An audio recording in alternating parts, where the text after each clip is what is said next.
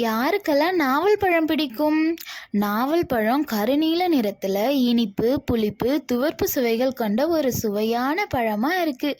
இது ஜாமுன் அல்லது இந்திய பிளாக்பெர்ரி அப்படின்னு சொல்லுவோம். நாவல் பழம் விட்டமின் சி, இரும்புச்சத்து, கால்சியம், பாஸ்பரஸ், மெக்னீசியம் மற்றும் ஃபோலிக் ஆசிட் இந்த மாதிரியான சத்துக்கள் நிறைந்த ஒரு கலோரி பழமாக இருக்குது. நாவல் பழத்தோட பயன்கள் என்னென்ன அப்படின்னா, செரிமானத்திற்கு நல்லது. நாவல் பழத்தில் நார்ச்சத்து அதிகமாக இருக்கும். அது செரிமானத்தை மேம்படுத்தி மலச்சிக்கலை தடுக்குதாம். அடுத்து, நோய் எதிர்ப்பு சக்தி. நாவல் பழத்தில் விட்டமின் சி இருக்கு இல்லையா, அது நோய் எதிர்ப்பு சக்தியை மேம்படுத்துமா. சர்க்கரை நோய். நாவல் பழம் சர்க்கரை நோயாளிகளுக்கு ஒரு வரப்பிரசாதம்னு சொல்லுவோம். ஏன்னா இதில் ரத்தத்தில் இருக்கக்கூடிய சர்க்கரை அளவை கட்டுப்படுத்த உதவுதாம். அடுத்து, இதய ஆரோக்கியம். நாவல் பழம் இதய நோய்களின் அபாயத்தை குறைக்குதாம். மேலும் உயர் இரத்த அழுத்தத்தை கட்டுப்படுத்தவும் உதவுதாம். அடுத்து, தோல் ஆரோக்கியம். இதில் உள்ள விட்டமின் சி சருமத்திற்கு நல்லதாம். மேலும் சரும பிரச்சனைகள் ஏதேனும் இருப்பின் அதையும் தடுக்குதாம். அடுத்து, நாவல் பழம் எப்போது கிடைக்கும் அப்படின்னா, நாவல் பழம் குறிப்பிட்ட சில காலங்களில் மட்டும்தான் கிடைக்கும். பொதுவாக இந்த மார்ச் மாதத்தில் பூத்து மே மாதத்தில் அறுவடை செய்வாங்க. நாவல் பழத்தோட வேறு பெயர்கள்லாம் இருக்கான். நமக்கு தெரிஞ்சது நாவல் பழம் அப்புறம் நவாப்பழம்லாம் கூட ஒரு சில பேர் சொல்லுவோம். இதனுடைய பேர்லாம் என்னென்னு பார்த்தோம்னா, நாவல் பழம், ஜாமுன், இந்திய பிளாக்பெர்ரி, கருநாவல், கொடை நாவல், சம்பு நாவல் இந்த மாதிரி பல்வேறு பெயர்களால் அழைக்கப்படுதாம். கூடுதல் குறிப்பு என்ன அப்படின்னா, நாவல் பழத்தை அதிகமாக சாப்பிட்றதுனால சிலருக்கு வயிற்றுப்போக்கு, தொண்டை கரகரப்புலாம் ஏற்படுமா. அதனால நாவல் பழத்தை குறைவாக சாப்பிட்றது நல்லதான். நாவல் பழத்தில் மட்டுமின்றி விதை, இலை, வேர் ஆகிய அனைத்துமே மருத்துவ குணங்கள் கொண்டதாம். இவ்வாறு ஒரு தாவரத்தின் அமைப்பு பகுதிகளுக்குமே மருத்துவ குணங்கள் கொண்டுள்ளதை இயற்கை மருத்துவத்தில் சமூலம் அப்படின்னு சொல்லுவோம்.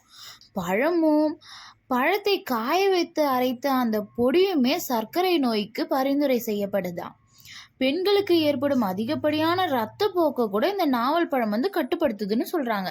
நாவல் பழத்தில் கால்சியம் சத்து, இரும்பு சத்துலாம் அதிகமாக இருக்கு இல்லையா, அதனால இந்த இரத்த சோகை நோய் உள்ளவங்க கூட இதை சாப்பிடலாமா. உடலில் இருக்கக்கூடிய சூட்டை கூட தணிக்குதான். நாவல் பழத்தில் கால்சியம் அதிகமாக இருக்குதுன்னு சொன்னேன் இல்லையா, அதனால எலும்புகளுக்கு பலம் அளிக்குதான்.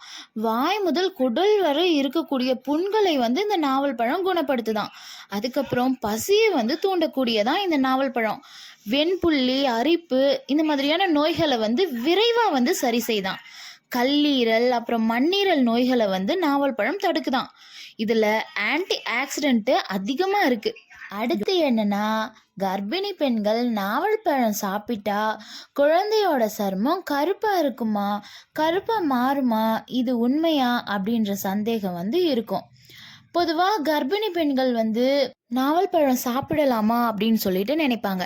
நாவல் பழம் துவர்ப்பும் இனிப்பும் லேசான கசப்பும் கொண்ட ஒரு பழம். மென்மையான சதைப்பற்றை கொண்டுள்ள இது ஊட்டச்சத்து நிறைந்த ஆரோக்கியமான ஒரு பழமாக இருக்குது. கர்ப்ப காலத்தில் நாவல் பழம் சாப்பிடுவதால் குழந்தையின் சருமத்தில் சிறிய கரும்புள்ளிகளை உருவாக்கும் அப்படின்னு சொல்லப்படுது. அப்படி இருந்தாலுமே இது குறித்த ஆய்வுகள் எதுவுமே இல்லை அப்படின்னு சொல்கிறாங்க. அதே நேரம் கர்ப்பிணிகள் நாவல் பழத்தை குறைவாக எடுத்துக்கொள்ளணும்னு சொல்கிறோம். நாவல் பழத்தில் USDA கணக்கின்படி 100 கிராம் அளவிலான நாவல் பழத்தில் 60 கிலோகிராம் 15.56 கிராம் கார்போஹைட்ரேட், 0.72 கிராம் புரதம், 0.73 கிராம் கொழுப்பு, 19 மில்லி கிராம் கால்சியம் உள்ளதாம். உங்களில் எத்தனை பேருக்கு நாவல் பழம் பிடிக்கும்ட்டு கமெண்ட்ஸில் சொல்லுங்கள் மக்களே. டாடா பாய்.